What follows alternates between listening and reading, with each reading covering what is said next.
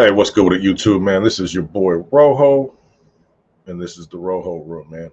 Today, what we are going to talk about are personal experiences, perspectives, just the things we think about as people who've been in that lifestyle.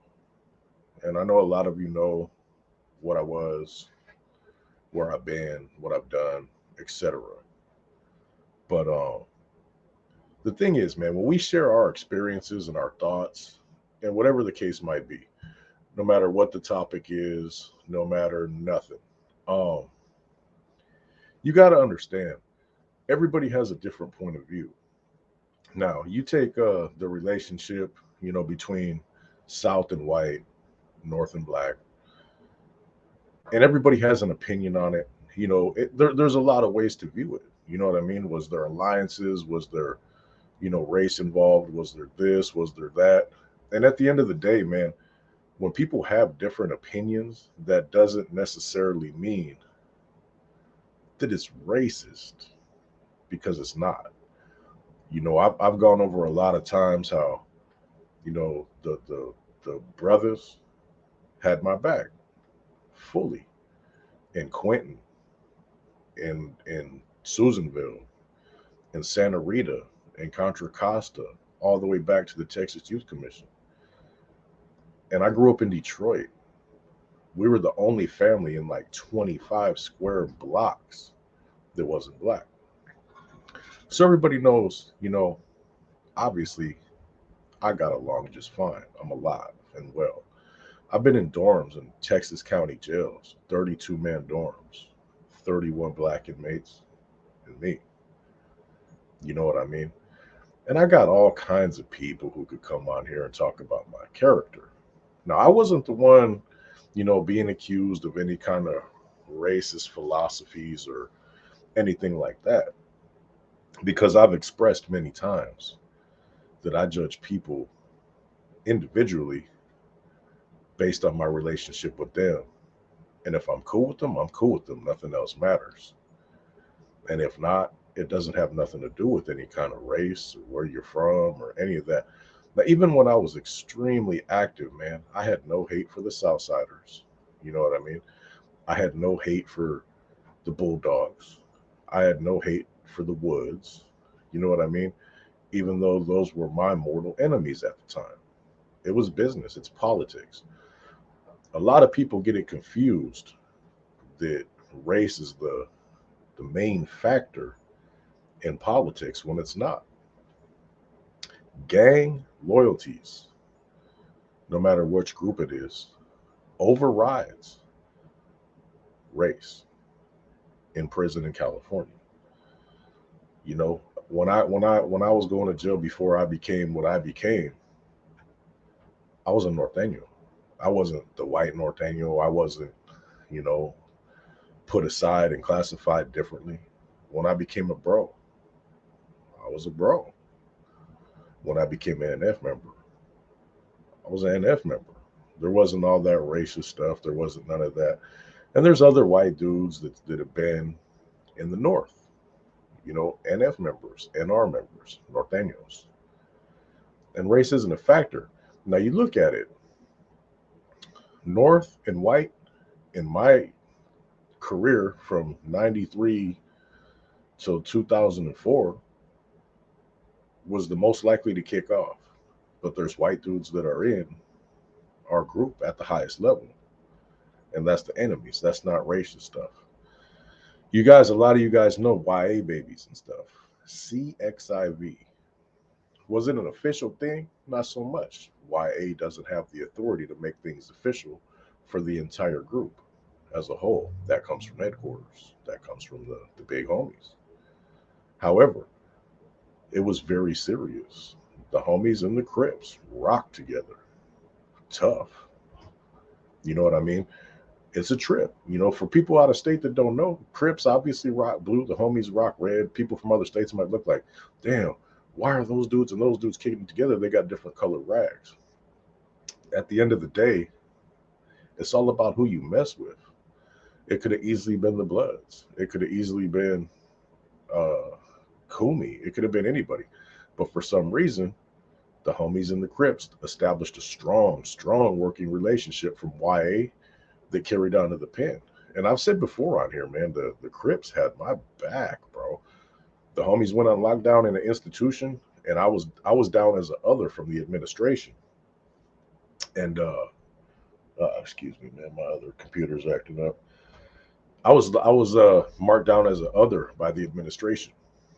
So when all the homies went on lockdown, due to some weapons being found, there was 112 homeboys on the yard, and there was like 113, 114, 115 Southsiders.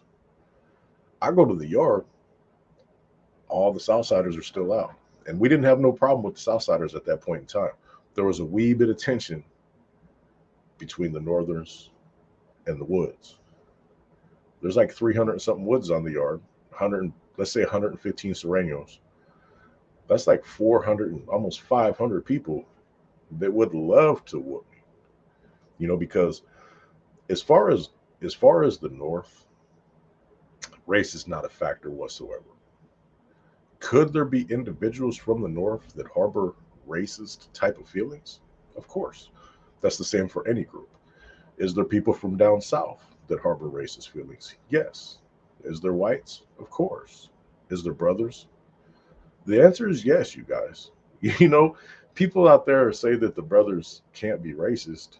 It's historically from what's, the argument is, an oppressed people can't be racist. And I do get that. I understand the philosophy behind that. However, I just don't agree. That doesn't make me racist. I just think if you don't like somebody because they are a particular color, then you're racist. And the brothers had my back to the fullest. Harlem 30s, Grape Street, 8 Tray Gangster Crip, neighborhood. There was a lot of black Crips, bro, that came up to me when I came out the first day, because I still go to every yard movement. It's mandatory. And the homies are like, damn, you're going out there? Of course I'm going out there, bro. What do you want me to hide in the day room? Like, and some of the homies were even like, damn, you're going to get your cap peeled. I wasn't worried about the Southerners. The Southerners, not trying to peel my cap unless there's animosity. You know what I'm saying? So there's no animosity. Everybody's programming, doing their thing. There's animosity with the white boys. And think about this. Now we know, and this is no offense to the Woods as a whole, but a lot of them white dudes do harbor those certain type of feelings. And maybe not so much against me, because I look just as white as them. You know what I mean? Even though I'm half and half, everybody knows my DNA makeup. They look at me as what would be a traitor, because I appear white. I got green eyes, I got red hair. I should be rocking with them. They don't like me. My boy Whack Deuce, he's a Crip from San Diego. They don't like him. They look at us as traitors. You know what I mean? And we're the highest priority targets for them, because a lot of times, especially with the white Crips and Bloods, they're gonna be a number one target of groups like the Nazi Lowriders, AB, etc., because they know a lot of times they might not have the backup amongst their own people, because some of their own don't accept them as well. You know what I mean? With Northerners, that's not the case. If you're a Northerner that's another race, every single Northerner on that yard is gonna rock with you. It doesn't matter if you're white, black. If you represent them same beliefs, you got an army. You know what I mean? And so are the white boys going to come at you as much as they might a white Crip or white blood? Nah. And that doesn't mean they're necessarily going to go after the white Crip or white blood, but they're really going to look at them funny because of their association with the blacks. And we can all admit that the Woodpile has a bigger history of racist type ideology over the other groups. And that's just facts. That's no shot at them, because not all Woods are like that. I know a lot of Woods, bro, they don't give a fuck. They listen to rap, you know what I mean? And not saying that makes them any much better, but they listen to rap. They got black homies. They got black women. They got mixed kids. But when they go to the pen, they have to do what they have to do because of politics, And there's another thing that's Anyway, man, them Crips have my back, bro. I'll always have love for the Crips. You know what I mean? As a whole, not saying all Crips are dope, but all the ones I've ever ran into, man, they've been down for your boy in a real fashion, and I'll never forget that because the first day I went out on that yard, I was like, man, here come the white boys. I wasn't even looking at the Southerners. I was looking at the white boys because there was little tension. They'd mumble little shit they'd mumble little shit, and I'd be like, what was that? Come again? Oh no, we were okay because I know they were talking to me. They can't admit it because if I call them out, it could escalate to a whole thing. So it'd be a lot of, oh, I wasn't even. We were talking about something.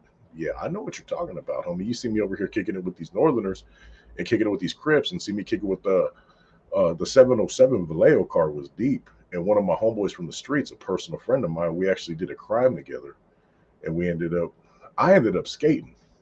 He ended up getting picked up down the street. We both ran two different ways. He ended up getting a robbery and assault with a deadly weapon and all kinds of shit. He didn't say nothing. They're like, tell us who the other guy is, and we'll drop these charges will be reduced. He didn't say nothing. That's my boy. Well, anyway, I get there, and the Vallejo boys were deep. There was like 15 of them, and like 10 of them were lifers, and they were about that action. So I had all the blessings in the world. So the thing is, I'm not trying to say this to prove a point that I'm not this or not that. When I explain how politics run and how different organizations operate in there, it's only based on my experience, and it has no racial overtones whatsoever. Because I don't believe in that shit, man. Gang politics trump race. You know what I'm saying?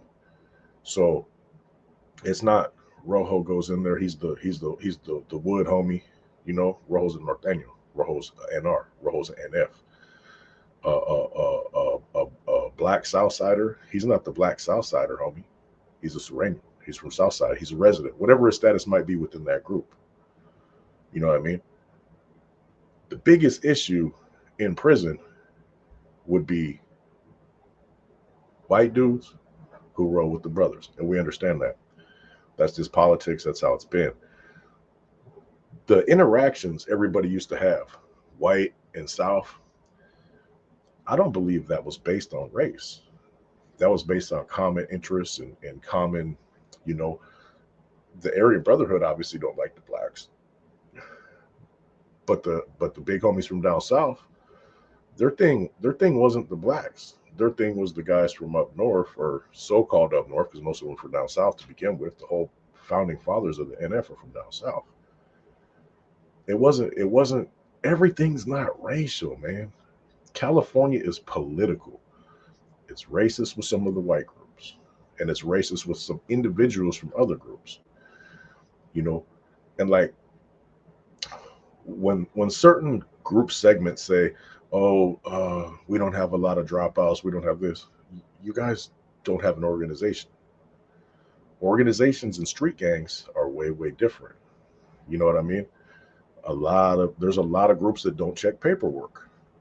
There's a lot of groups where there's not a strict regime that must be followed daily. There's not politicking, that player hating politicking against one another in the groups because there's no hierarchy. So there's no reason to be like, oh, this guy's got too much juice on an organizational level. He might have juice on the yard independently because maybe he's a hustler, maybe he's moving a little something in there and whatnot. But to classify only, all the dropouts are Latinos. I mean, you got to understand the difference in politics. Street gang politics, man. I know a lot of situations where there's nothing wrong with the individual. His paperwork's good, his resume's good, and he got dirty politicked, and now he's out. Well, once you're on a list with North or South, it's over. While as other groups might have problems in the institution and get into it with their own people and whatnot, they go to another institution, it doesn't follow them. They go back to the hood, they're all good in the hood because this dude's from my set, this dude's from my gang, this dude's from my block. The politics are way different, man. So you can't really cross compare them. It's just not.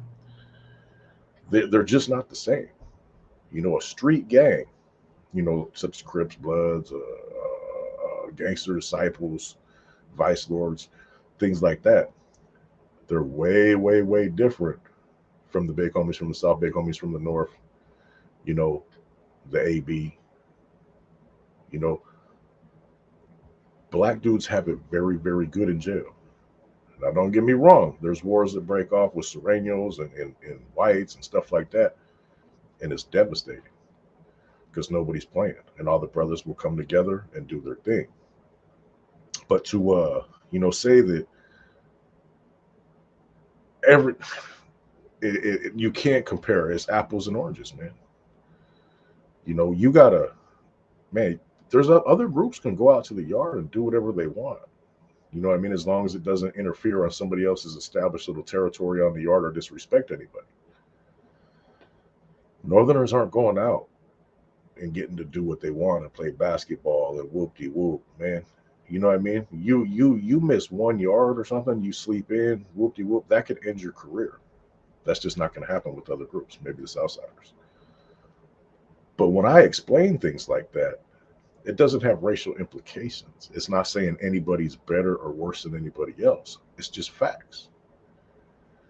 It's so easy to become no good, especially in the North, and pretty easy in the South as well, to end your career for very, very trivial stuff. With Woods, just regular Woods, and with the brothers, that's not the case. And that's why there are so many S and Y groups and individuals, gangs, groups, individuals, people that aren't associated with any of the S and Y gangs. That's why there's so many that are brown. Think about the shoe. Think about Pelican Bay shoe. 90% Mexican. I've been there 4 times, 6 different pods. I've shared the pod with one black man, Joker. Shout out Joker BGF. I've never been in the pod with a white boy, ever. So think about it. Think about what I'm saying. It's not racial, man. I envy the brothers' politics personally because they're so much easier. There's so much more choice and freedom. You know, and simple little things ain't gonna make you a target for life. You know, hey, and that's not saying anything negative at all. You got it good, except when shit kicks off. You can go out and play basketball. You could sleep all day if you want. There's all kinds of things that can be done. Comparing groups based on experience and where you've been and what you've done, because they differ from somebody else's opinion, does not make neither one of them a racist. That's the point of this story. So shout out to everybody, bro. The Southsiders, the Woods, the Crips, the Bloods, Cooney, BGF, the big homies from up north, the little homies from up north. Everybody. Prison is bullshit. But let's not always make it about race, man. That shit is old, bro.